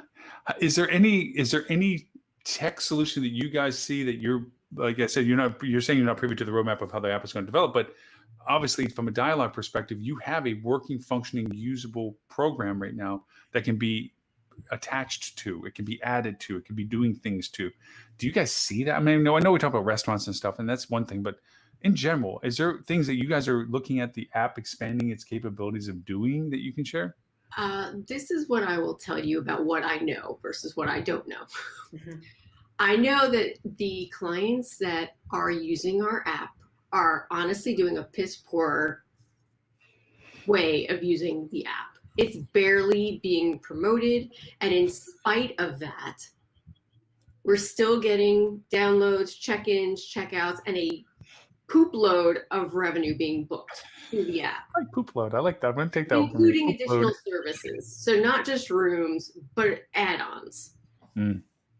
They're Okay. not using it. They're not using the SMS functionality. Like nobody's sending push note. There's just nobody wants to spend the time. Maybe nobody has the time. Like I'm going to go with the benefit of the doubt. People don't have time on top of everything else going on to develop an app strategy. So could there be more usage of these apps? 1,000%. Yes, there could be. Do I see it happening tomorrow? I don't. I hope people will embrace it more because I do see the potential there. But again, we can't even get the basics right now. Wow. Wow. It's really tough. Tammy, how do you guys? I'm sorry, go ahead. What do you think it is? Do you think it's a matter of educating the team more? Is it a matter that they don't feel the ownership of that area, that everybody thinks it's somebody else's job to do it, or they're just in their comfort zone doing whatever they're doing and they're afraid to venture into I something think else? it's both. I think it's the silos of operations versus marketing. Like who's responsible for those SMS messages? And we have tried. I don't know if I'm sharing secrets I shouldn't share, but we're all friends here. Yeah. We have tried working with clients, literally training the teams, trying to set up a strategy for these messages, and it just doesn't happen. It just doesn't happen. And so I don't know what's happening on that side that's preventing it from happening, but it's not happening. And there's But I money think that being you're left very on the close table. to it when you talk about silos. Yeah. Yeah. Because There's I money know, on the table. sorry, No, I go know ahead. that that's the problem with reputation management. Yeah, It really Tammy, is. One of the biggest challenges of any software as a service provider out there is not your competition, it's your user apathy. Yeah. Yeah, so you can have the greatest app in the world, and if nobody's using it, it doesn't even matter if your guy across the street has a better one. It's still same thing. If nobody's using it, then it comes time to renewal, and they're looking at it like, well, we didn't use it. You know, Tammy, I channeled something from a discussion you and I had a long time ago of I would tell people when they were frustrated with their platform usages and so forth. first question I asked, and this comes out of a conversation you and I had over a beer. So there you go. Was when was the last time they got trained? I mean, honestly, it boiled down to, when was the last time you actually knew what the platform did? You brought that up a lot of times when we were talking about frustration of customer engagement and their frustrations with their account manager or something like, well, they're not telling us what we need to know or doing what we need to know. And it's like, you were saying you started making people ask, well, when was the last time you got trained as to what it did do? And you often found that the person you were talking to was third generation trained, which makes them 10% efficient on what they actually knew the software could actually do. Or they didn't even know that they could ask questions that they weren't asking because they never were told that they could. So Yeah. Can I just share that? So in spite of the non-marketing and all the things, one hotel using our app, and this is going to poke a hole in that stupid research article. I knew I got a Please poke holes. burr under your saddle on that one. Last week, one of our properties using our hotel app booked one booking for $8,000. Dang. $8,000. One Dang. booking. And I'm sorry. Actually, I need to share that article. Booking several $1,000s per booking. Yeah. Actually, do you have the article right there with you? Because I got to go dig it up. But just to know what we're talking about, yesterday's Clubhouse I brought up just to tease Melissa to get her in here to talk today, especially about this, was an article popped up that said that apps statistically are showing a diminishment in value or contribution because of how they're being used. And the example they were giving was the fact that most users at an income level to be determined, we're only using it for baseline efficiencies and hence buying retail discounted or promotional aspects that the app was offering. And so the app was actually diminishing the value of the conversions by its usage. And sure, it's like giving a key to a spaceship to somebody that strikes it on a rock to make a fire. You're missing the point. It makes this thing fly, not makes fire down here. The app is supposed to be doing these things. I can tell you, and the reason why I asked all this stuff, and I'm glad it was so amazing that these combinations of conversation we have this today, is I tried to do for free stuff. I figured here's my logic in trying to offer whatever I could do to help somebody. Was just like you said, internally they don't have the time or the capacity or the willingness to admit their inability to understand what they're even being asked to do. I tried to disclose everything from their side, saying, and this goes from a social media perspective. We tried to do social media champions. We try to have people engaged at the property to do postings and to do content and share content. I give them platforms to share media on. And it was just keys to a spaceship that nobody used. And so I thought, okay, so if they're not going to want to do it for themselves and the people that are having me do work for them aren't not having any position to do it themselves either, let me just come in and do it. And the first resistance I got is, well, you just want to charge more for what you're doing by saying that you're going to do it. So I said, no, I'm going to do it for free. I'm going to do whatever I can to help you do this. I'm going to give you the platform. We're going to build the platform. And even I had to get the resistance. Well, you're just going to do this. You can charge us later. No, I'm doing it for free. Okay. I'll write it on a piece of paper for you. I'm doing it for free. Okay. I could be selling silver dollars for 50 cents and nobody's buying. I mean, seriously, I'm sitting there going, dudes, I'm literally going to do this for you. And yet you can't give me the time for what I need to actually get it done for you. It's like, here's the water. You're thirsty, right? Drink. Nope. Much rather just sit here and wither and die. It is a mind-numbing lack of awareness. And even when I show them numbers of return on value of stuff, like, look, you give me $1, I'll give you 20. Well, how many dollars you want to give me? Nope. Yeah, I think part of the problem, Lauren. Yeah. Oh, sorry. Go ahead, Adele. Go ahead. You go ahead. Well, I say for every person like you that really wants to help and really wants to educate and do these things, there's 3-4 others in the background that aren't as altruistic, that aren't, and so you've got a lot of people that have been burned over the years. That's true. And I'm like, you're like, Oh boy. And so sometimes I think, and let's be real, like in my space, everyone says the same, like, we do SEO, we do, and it's like, no, no. It's like, oh yes, they may check this box, but it's the difference between first grade level and 12th grade calculus, right? Like, but okay, well, they can check a box that says they have this certain thing. And then, well, to your point, you've got this great app that does all these wonderful things, and people are using 10% of what it's capable of, right? And so, I know we actually hired a person whose sole responsibility as our hotel solutions person is to figure out all of the features of things that we do and how to get our clients to better utilize the features that they have, and then how to help communicate value of everything we're doing, where there is an opportunity that makes sense, we can partner them with the right things that will help them.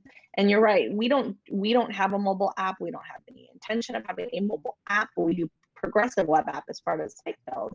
And the messaging component, no one's doing it. It's like pulling It's teeth. bizarre. Like, It is. look.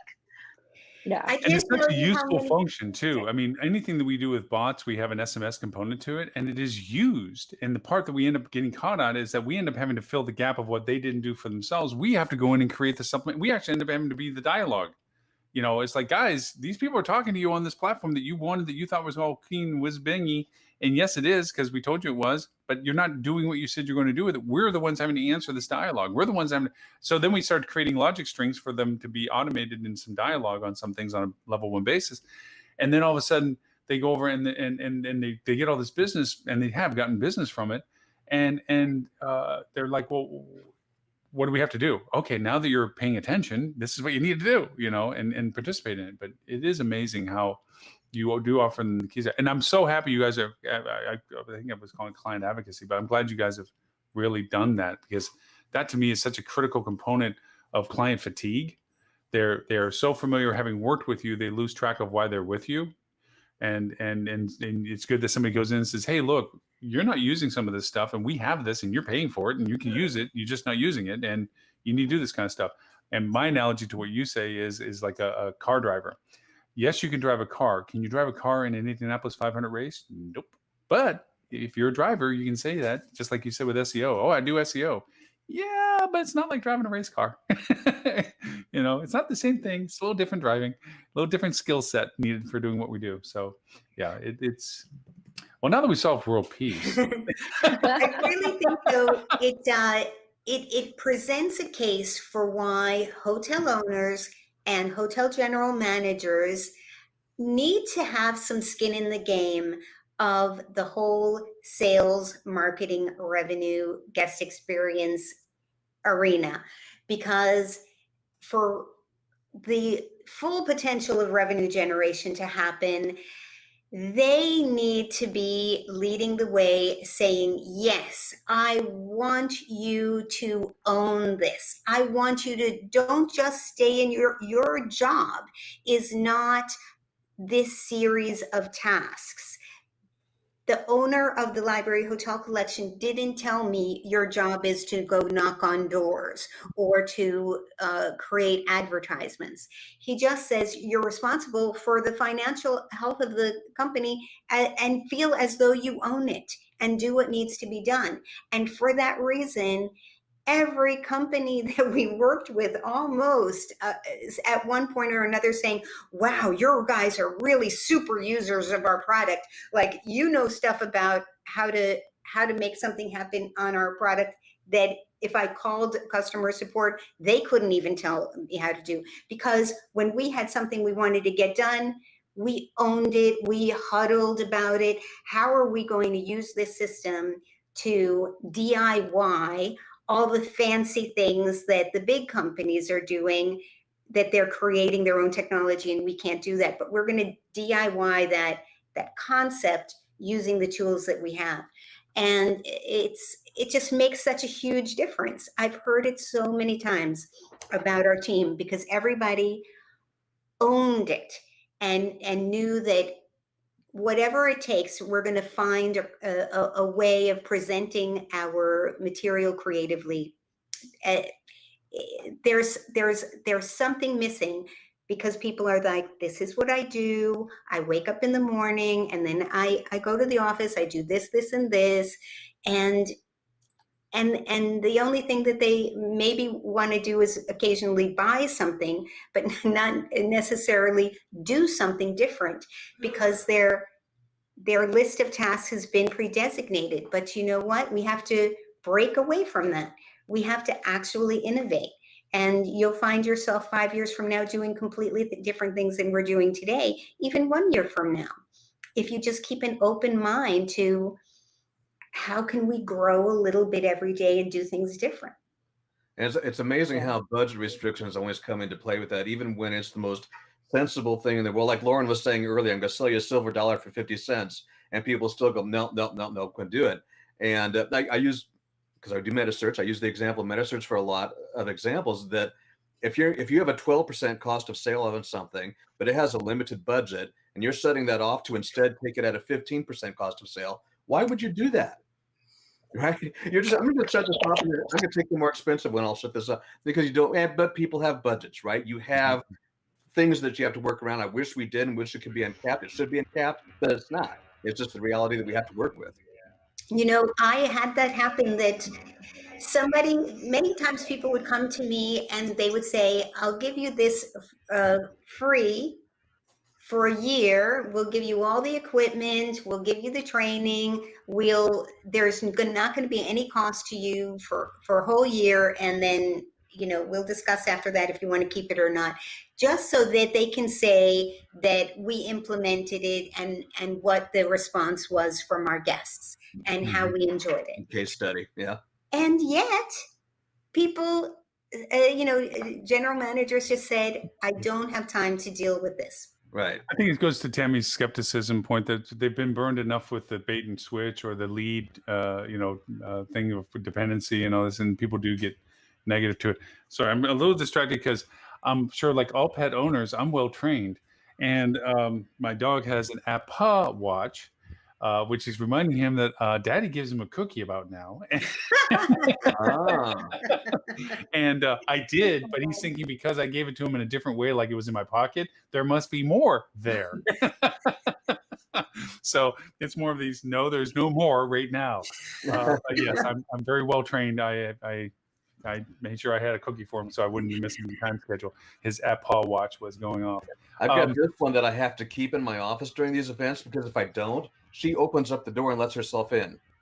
Oh, well, see, it works out really well. It is amazing, but the joy every day he makes me smile. Every day. They're the best. They're like angels on earth. Oh my gosh, yeah. It just, yeah. So loudly, I would be surprised if you didn't hear her. And apparently, the snoring is on the most recent podcast.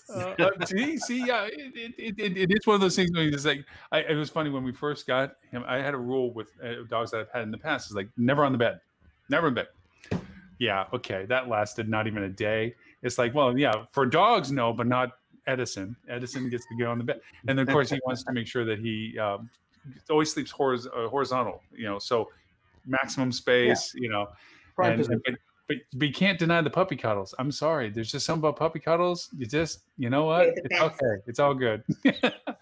Anyway, all right. So here's a thing that came up in conversation out of Clubhouse. Love y'all's perspective on it.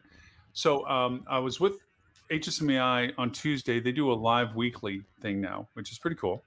And I got on it for 2 weeks, and as a guest host or whatever it was, and they have an issue, which I was like, wow, yeah, that's pretty neat.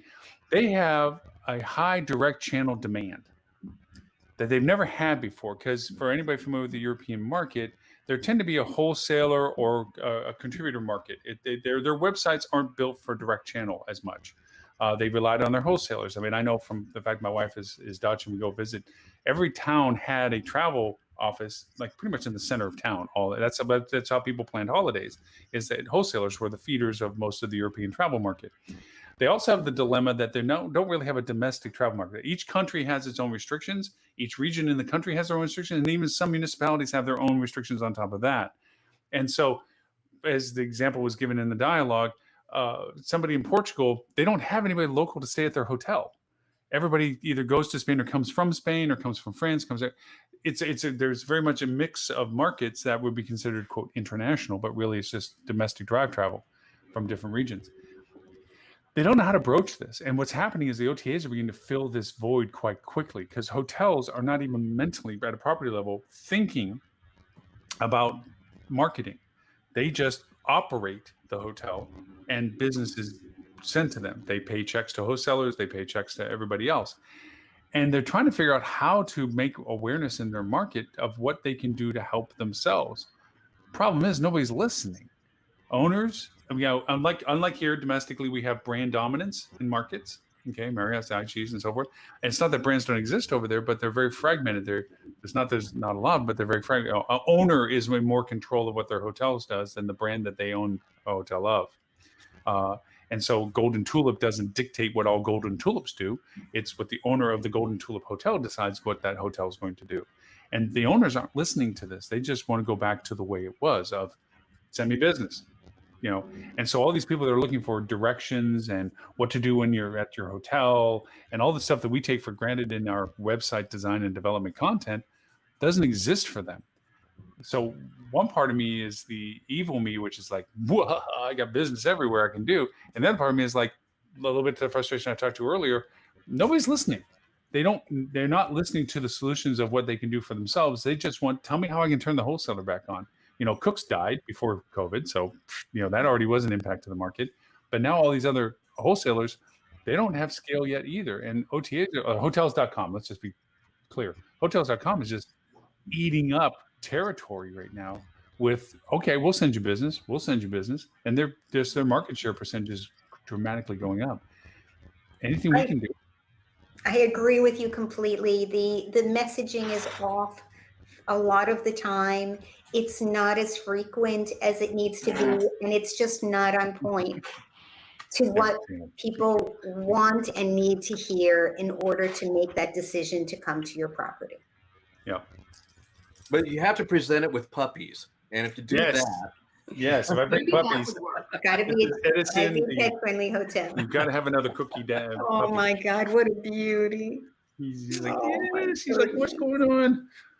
What are you talking to, Daddy? All right, here you go. Down. No more cookies. So Anyways. nice. Yeah, don't give me that look. All right.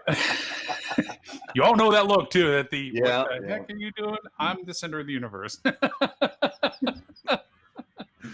Anywho, it is going back to what we talked about before. I have the keys to the universe and nobody cares.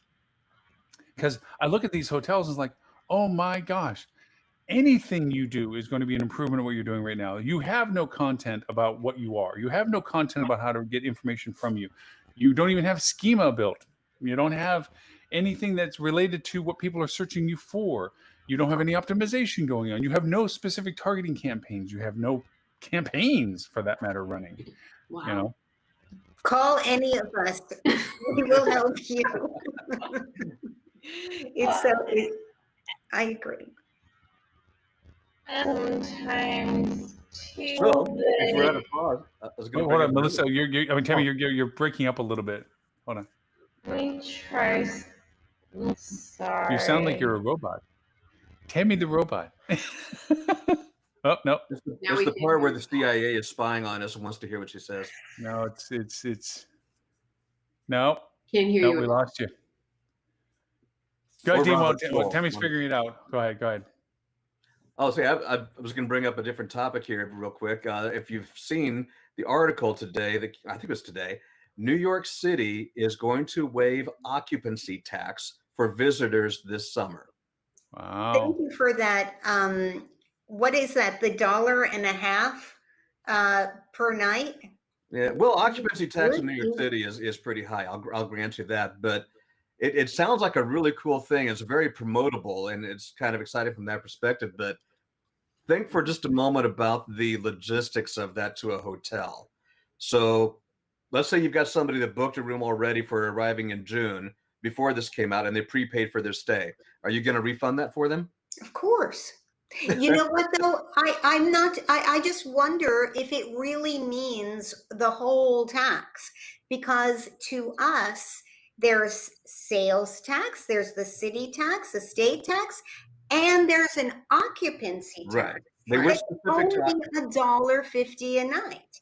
And I was kind of shocked that somebody would actually post this. Ooh, you don't have to pay the occupancy tax. That maybe that's unclear messaging, because if you say you don't have to pay the whole whatever it is 15%, now you're saving 50%. That's a message. Yeah. Saving the occupancy tax to me says, oh, you can buy an ice cream cone. If you stay for 3 nights, you'll save enough to buy an ice cream cone. I thought I remembered it being higher than that, but you would know better than I would on that.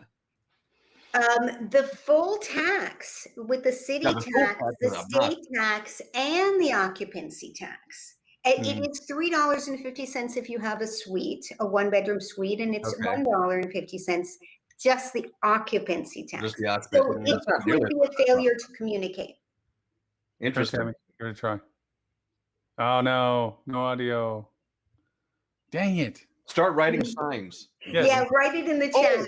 Okay, here's my brilliant idea. By the way, yeah, brilliant idea. 5.875% hotel room occupancy tax. Occupancy. Sorry, say it again. It's 5.875%. So the section of the full tax is that you're getting part of the tax removed because there's still other tax. Okay. So here's something, if you want to go search, that I thought is a brilliant idea if somebody were to build it. American Sign Language. Locally, what got me thinking about this and looking into this was a local McDonald's, poo-poo on them, did not provide service to a hearing impaired person because they didn't want to be bothered with it, is the way it went. They didn't, because their kiosks were down, and the person behind the counter, and this was recorded on video or something, told them, I can't deal with you because you can't talk to me, or something rude and totally insensitive and total dinkhead. And so it made news. And then that brought up the fact that somebody that teaches driver's education to deaf people, because people have to go through education to do it, brought up about that this is pretty much a common thing, that this happens all the time, restaurants especially, that people with... Try it again, Tammy. Can you hear me now? Yay! So it turned out that we miss a lot of the special needs travelers on certain levels. And one of them is the ability to communicate on all things. And so I looked up, is there an animated Americans? Because first off, every country has their own sign language. I didn't know that. Mhm. American Sign Language was only recognized as an official language in the 60s. Didn't know that.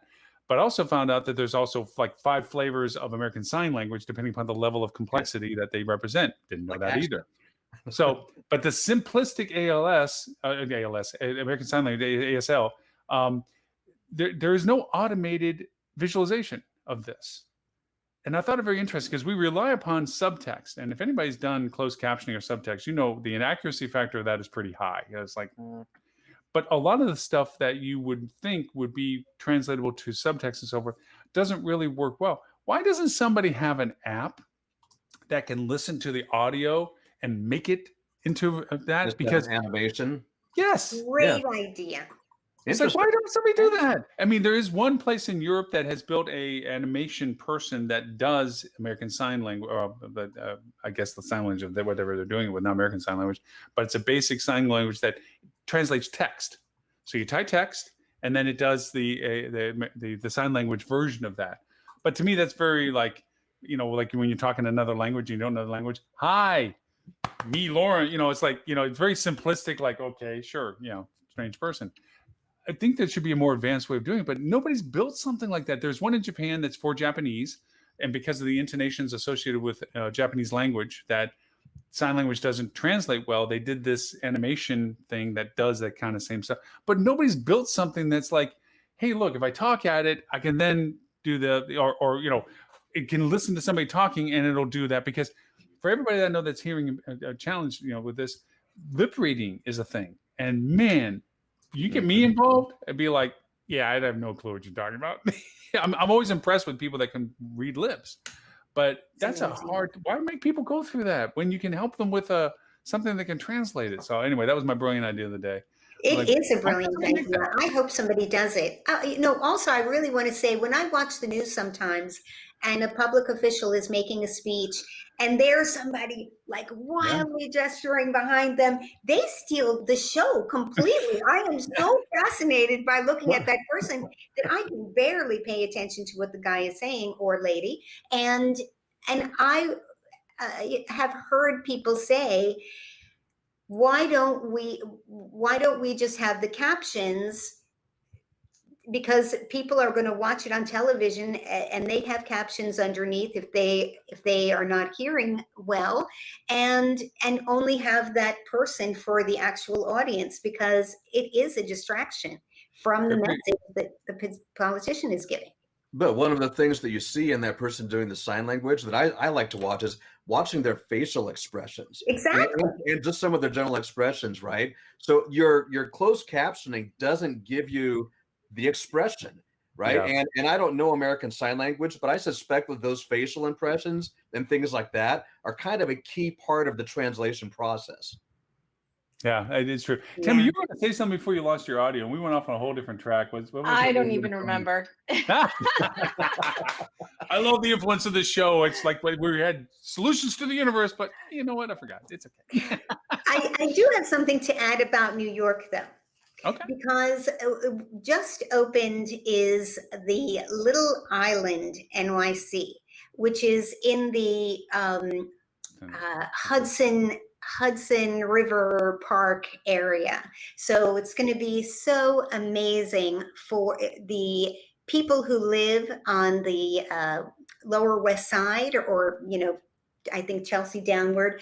But Barry Diller, the chairman of Expedia, had been working on this now for a full 10 years, a public and private venture together, which is, of course, the result of so many wonderful things happening in New York, like Bryant Park, Hudson Yards, so many things. And it was just beautiful this morning to see all the people out and about without masks, enjoying life. And it's just it's like one of the piers on the West Side. It's like a bridge or a pier that goes out to this man-made wonderland of it's so lovely. It has a slight Disney World quality to it, or it's like you visited Singapore. If you've ever been to Singapore and they have just one lovely area after another, it reminded me of that. And it's such a beautiful thing that tourists should definitely come to New York this summer and this spring and see it. It's just beautiful, and I can't wait to see it myself.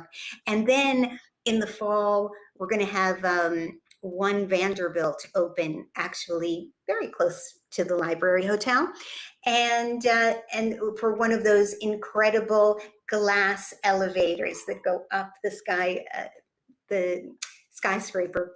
It's going to be amazing. There are so many things to look forward to in New York. To tell you the truth, when we were talking about the marketing conference being in Texas, I used to live in Texas too, in Dallas and in Houston.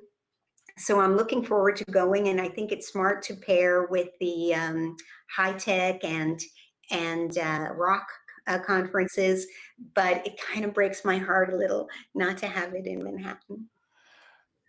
I was always a little skeptical of being in Manhattan in January, though. I was waiting for the one time that it was a blizzard up there, and there was a blizzard up there one time. I was going to say, really well. It was the time I first brought Renee up to go, hey, I got to speak in New York. Come on with me. And it was like she froze it or took us off. It was like we were looking. You know, when you walk down New York and you're looking for heater to heater. I only had to cross the street to go to that conference. Yeah. Oh, yeah. Well, okay, sure. There was that. But now you're not there anymore. So I do want to bring up something that Robert brought up last week in his list. We didn't get this list this week on time to talk about some of whatever he brings up. Out. Last week, huh? Did It's it go out? Yay! Yeah. So one thing he brought up last week was the earnings results of the brands. And I wanted to add it to a dialogue about brand and brand reemergence, and something I did on the podcast, but I wanted to bring it up here and see what you guys' thoughts were. Is So Marriott, as an example, is coming back into business with the 31 flavors of brand. Okay, hey, we're back, and they furloughed everybody in the universe, and now they're trying to rebuild their infrastructure. And right now, from anybody that's handling brand properties, the brands are just throwing out freebies like, oh, we'll match your funds on Meta, or we'll match your funds on travel ads, or we'll amp up based on demand, historical demand, your market as to advertisement in general, PPC. You help fund that as well. They're just throwing out gimmies. They're not really, I know from their marketing strategy, there's no real marketing strategy. It's just funding basic fat fruit branding into the market. They're coming back with these brands. They're trying to identify these different brands. Hyatt's creating a new brand, which we made fun of as the TikTok brand because of the logo look. How is this going to work for the brands in market? You have like Sonesta, that are aggregating a lot of really cool properties. You have a lot of mergers that happened. I wouldn't say quietly. We've talked about them, but different mergers, acquisitions come together. There's a different landscape to this. Do you see brands being the solution for recovery, or just the de facto they got benefit of the fact everybody's trying to go back to travel and they're staying at a brand? Is the brand really driving the business at this point? Am I going to that Marriott because I'm going to get the Marriott points, or because it just happens to be in the location I want for the rate that I want? I mean, or actually, there's no discount rates right now. It's in the place that I want. What do you Are think? you asking from a consumer perspective or a hotelier perspective? I don't know. Pick one. I'm good. For me, as a traveler, I'm going to make my choice based on what's best for me, based on location, price, and the amenities and the product that I'm looking for. And if you want to give me points, super. I'm signed up for everybody's loyalty program. Right. So I'm loyal to no one. I'm only loyal to myself and my family. So we're going to make a choice based on what we like. And, I think people have heard me say it 100 times by now. You transfer me over to the reservations office of the brand, I am having such an unhappy experience compared to what I actually have at the hotel. Well, you're also including VRBO, Airbnb. They come into different. It's about what you can get available in the market you're interested in going in. Those now are equitable considerations. But anyway, what else? What else? Dean, you asked the difference. Yeah, from an hotelier perspective, though, going to the brand, I go to the brand for the same reason I go to the OTAs, because it's easy, right? So I've got all this stuff that I need to do. They tell me I need to do marketing. They tell me I need to do all these things, and I go to the brand, you do it for me. Brand, you do it. You do the marketing. You give me my tech, my CRS, my distribution. Just like I go to the OTAs. Right after every major crisis we've ever seen, hoteliers would sell their souls to the OTAs. They will do it again. They are doing it again. And it's just like, okay, yeah, hotels.com. Yeah, cool. Send me rooms, just like we were saying in the European market. It's easy. Now, does that make it right? Is that the best way to go? Not necessarily. But just like we were saying, I can give you a silver dollar for 50 cents. You know what? No. I'm going to take the easy road. Well, So, go ahead, Melissa. Brings me to a slightly off tangent but related topic. I am wondering about where we are with deals things. So like Travelzoo and Groupon, where we're at a point where if your property is in a destination that's open, you're full, you're understaffed, and yet people are sending out deals. I don't understand. Yeah. It's easy because it's easy. I have something that, Because we've Tammy, you want to always say done it. something. Go ahead. Well, I'll actually chime in on Melissa's point. Yeah, because it's easy and we've always done it, and I'm old school, and so that's what I'm doing, and I'm just not thinking through, or I'm not partnering with my revenue management, my sales teams to fully understand and come up with a strategy. So Yeah. you're right. I mean, if I'm filling up rapidly and I'm understaffed as is, and I'm like, why am I undercutting the business when I could be making more money on that? So, but the point I was making on Dean, talking about the brands and it's easy. I think the other side of the coin too, and I'm not qualified enough to talk about this in any true sense of the form, but I'm hearing from a lot of owners that the banks are requiring them to have a brand affiliation for a loan, right? So it's not even just that it's easy. It's that, hey, if I want the capital in order to buy a hotel, I got to have a brand behind it now. And I think that's where you're seeing a lot of the emergence of these soft brands, right? Because Mhm. I can have what I need for the bank requirement, but still have an element of that independent. I mean, let's be real, it's an element, and it's, not, I don't have the same level of control. But I think that's the other reason you're seeing a lot of stuff within the brands. Now, whether or not the brands are the path back from where we were to, where we're to recovery and growth, I don't know. But I think that's why you're seeing a lot of shift towards brands, is because of that reason. You know, your associate Craig, I forget his last name. What's his last name? Craig Carbonier, yeah. Yes, he put out something on LinkedIn the other day and said, "What's your favorite brand?" Mine's Preferred Hotels. And I had to restrain myself. That's not a brand. That's a club. It's a soft brand, but yeah, it's Yeah, they've branded themselves. Yeah. yeah. So keeping in mind for that, you bring up some good points about the usability of brand and the value proposition for it. Did you see the recent Expedia ad that's rolling right now about that we're here for you? And it's their portrayal of how they are helping you in your travel journey. You're going to get the better room. You're going to get the better experience. You're going to find more of what you're interested in doing from us. We're going to be providing more for you by doing the booking with us than you would be by just picking a place that you're staying and then having to do the rest for you, for yourself. And I thought it was an interesting way of approaching this, because then you look at the Airbnb ads. Hey, remember those times you had playing a board game where your pets were hanging around you and you all didn't care about the fact that, you're not in the lobby of a hotel. You're not crammed up in a little one bedroom room where you all are sitting on the same bed. You're in a living space, and it's a shared living space, and it's Airbnb tailoring hard on those ads. Yeah. And they're pushing the types of travel. I'd also say that to what you mentioned earlier, Tammy, is that there's been a lot of acquisitions of properties that were taken up by investment companies, mergers, that the bank was more interested in making sure somebody carried the note at a very reduced price than it was to let the property itself go into a receivership profile, where they then had to put money from the bank's perspective to maintain it operating, that doesn't mold out or close out or whatever. They much rather somebody come in, and they forego the fact that those people came in and said, we're ripping the flag off of this thing.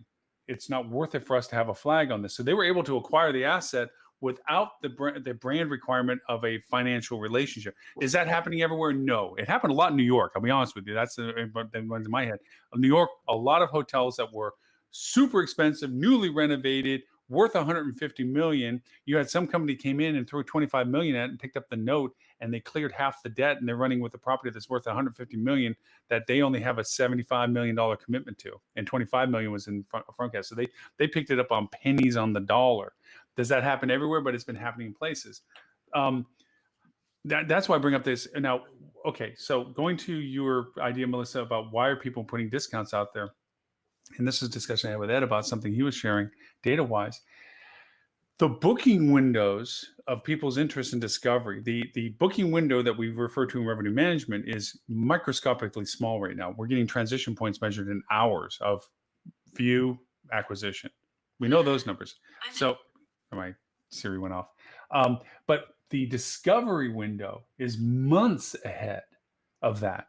We know there's been this germination process through COVID where people have been persistently looking at aspirational interests. Well, if I want to go to New York, what am I going to do? When I finally get to New York, what am I going to do? Where am I going to? So there's been this long-tailed research process that's going on. If that be the case, and it's still going forward, people are still looking forward because people still haven't decided when they're going to travel. So there is a large 6-month plus window of people's discovery. I've actually changed some of my marketing things, and I'm getting traffic from it, which is very interesting. I just started this last week, where I'm talking about December and next spring. And I'll tell you, right in Canada, right now, that's in my market. I'm talking about things in there, and I'm offering opportunities for book nows that I would probably not, from a real rate yield point of view, when we get into the book window of those same time periods, be offering again. I'm offering the incentive of conversion now. I'm still leaving gateways of cancellations and so forth. I'm not trying to rope them in, but I'm offering things now about long-term things, and I'm getting traction. So anyway, go ahead, Liddell. I'm sorry. Yeah, Christopher Hutton, I think his name is. Yeah. The revenue guy. He is such a smart guy. He was talking about how people are hoarding right now reservations because they're afraid that they won't have any availability for the end of this year, early next year, and so they're booking way in advance and hoarding them, and the cancellations have been crazy. Mhm. And I fear that we're in another one of those times when now I remember why we put in the prepaid non-refundable reservations at a discount. And basically it really, in a way, it wasn't a discount because you kind of marked up to have a premium for people who needed that quick cancellation, and then had that other. I wonder how fast we see that coming in, and how difficult it may or may not be to actually keep to those when somebody cancels. So I'm seeing actual booking windows are certainly growing. We finally are seeing clients that are seeing 90+ day bookings out, which is great. We haven't seen that in a while. So that is a growing trend for at least our clients. But I had a call yesterday with a client that blew my mind because they said that if people are calling to cancel, they are happy to take the cancellation, give them their full refund, and then go resell that room for 3 times the price that it was booked at.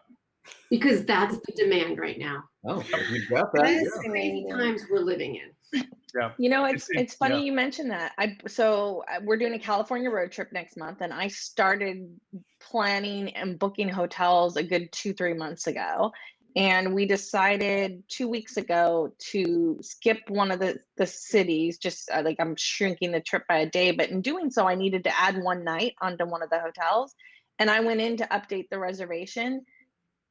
Those rooms aren't available, but your new rate, if you want to change this, was $100 more per night. And this is over what was a 3.5, 4-night stay. And I'm like, and I just said, nope. And I actually booked a different hotel for the first night. I was like, like, we'll move. I don't care. It works out perfectly. Not a big deal, but nope. So yeah, rates have gone up significantly just in the last couple months. I was watching the Las Vegas market. Oh, sorry. I was watching. Go ahead. The Las Vegas market in particular, and it's notorious in Las Vegas as you get into the summer, it's 100 degrees out there, that they have these really cheap rates, except on the weekends. And you are already starting to see that pattern. The same hotel that was literally $25 for a Tuesday night was selling for $300 on a Saturday. And just insane. And in New York City too, I was looking at some hotels in New York City in September running $500 a night that today would have been $125. Right. So, yeah, they're going up all over the place. Well, 125 is not their normal rate. That's right. It was 365, 425, whatever it's back it is. of the door rates. You know, that's what I call them anyway. It's back of the door rates, the maximum rack up allowable by law kind of thing. But it kind of brings back a haunting memory I had back in 2008 when we had all this happen in 2009. I made a website called Hotel Promo Codes. And what I used it for was not nefarious, but it was a way of reclaiming back some group blocks that were falling off. Back when you shouldn't have a group meeting and spending too much money when financial crisis and all this stuff. So a lot of group things fell off. But I had all these group contracts. And so I took the group coding and leaked them on this platform of saying, hey, if you really want a really good rate at this hotel, this group rate will give you this rate. And I offered this to the groups that had attrition clauses. That, hey, if you're okay with this, I'm going to put your rate on this platform. And if we can, book people with this rate, that'll reduce your attrition cost of what you did on bailing me on this group rate. And we started doing it. So then we started using it as a marketing tool where I was just making group rates, non-parody things, just saying, where I offered them on the thing as a leaked rate.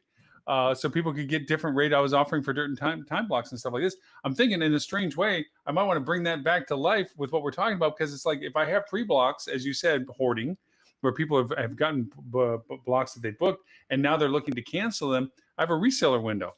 I can go over and say, hey, okay, before you bail on this, if you want to, I'll go over and sell it here, or just sell it outright. Saying, hey, I have this booking that's for 3 nights this way, and this is the price that they got. If you want it, you can pick up the rate, and do it as a whole subculture to my rate strategy. I don't know. You don't even know what a box is. Your mind has no limit.